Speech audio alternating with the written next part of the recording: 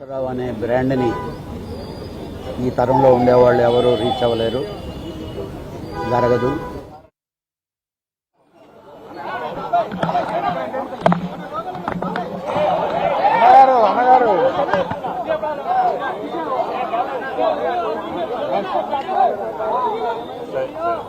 Silence silent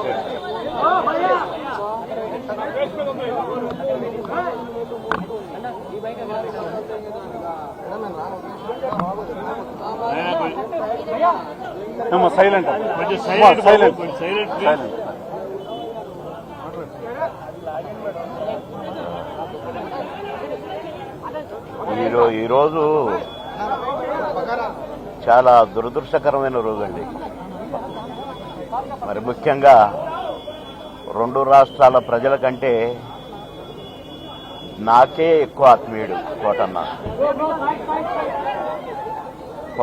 నేను సినిమాల్లోనే కాదు, బయట కూడా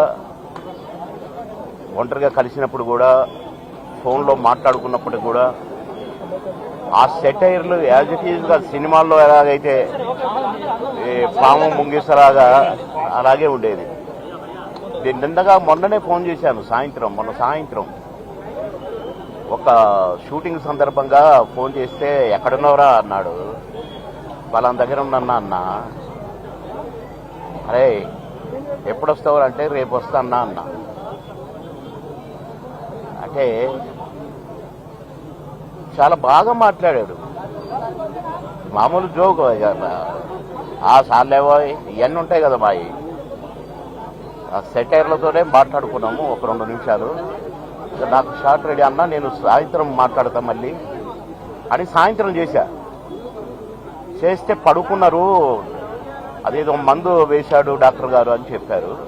పెద్దమ్మాయి చెప్పింది, కోటన్న పెద్దమ్మాయి. సరేలే నేను రేపు వస్తానని చెప్పు, లేకుంటే ఎల్లుండి పొద్దున వస్తానమ్మా అని చెప్పిన.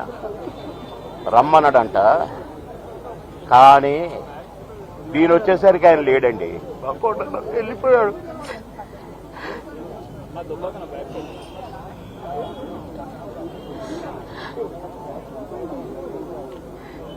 ఇంటికి వస్తే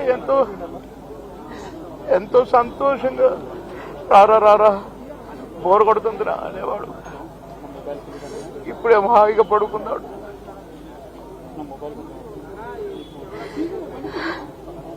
సొంత అన్నదమ్ముడు, కోటన్నకు తమ్ముడు ఉన్నాడు, కానీ నేనే అసలు తమ్ముడుగా ఫీల్ అయ్యేవాడు. ఎన్నోసార్లు ఒకే ప్లేట్లో భోజనం చేశాం.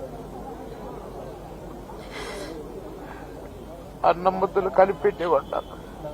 తినబాయ్ టైం తక్కువదిరా అని అనేవాడు. మేము ఎక్కడ ఏ ఊరిలో ఉన్నా, ఏ లాడ్జిలో ఉన్నా పక్క రూములే. మళ్ళీ ప్రొడ్యూసర్లు మొత్తుకునేవాళ్ళు, మీరిద్దరు ఒకటే రూమ్లో ఉంటారు కదా, అయితే ఆయన నీ రూమ్లో ఉంటాడో లేక నువ్వు ఆయన రూమ్లో ఉంటావు, మాకెందుకండి నష్టం చేస్తారు, ఒక రూమ్ డబ్బులు వేస్ట్ అని అనేవాళ్ళు. అదే ఇదే అని చెప్పేవాళ్ళం. అట్లా ఎన్నో సందర్భాలు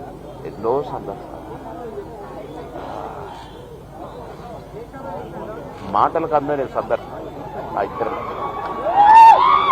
కనుక కోటన్న ఆత్మకు శాంతి చేకూరాలి,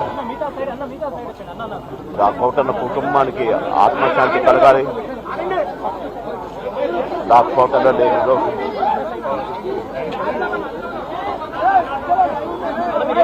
కోటన్న మనవళ్ళు ఇద్దరు అన్నకు శాంతి, ఆత్మకు శాంతి కలగాలి.